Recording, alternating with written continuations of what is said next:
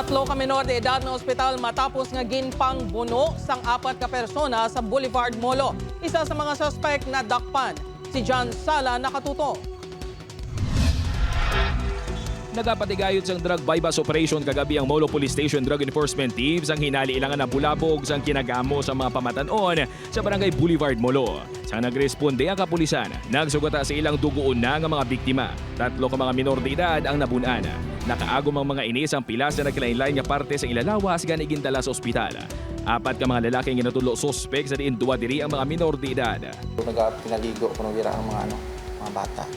Pero ang problema dira kay tripping ni grupo ni sa piyak ag piyak. Hindi na bago suno kay akwesta ang kinagamo sa mga kabataan sa lugar. Kag sa masami, ilinaway isang grupo ang rason. Nadakpan ng 16 anyos nga sospek nga si alias Junjun. Nagapabilin niya confine sa ospital ang mga biktima pang luwas na sa katalagman. Desidido naman ang pamilya sa mga ini nga magpasaka sang kaso.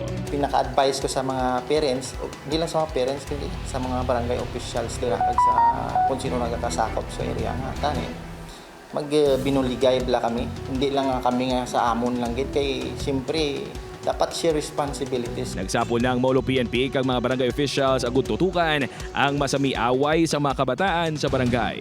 Ubod kay Hans Disierto, John Sala. Buana, Western Visayas.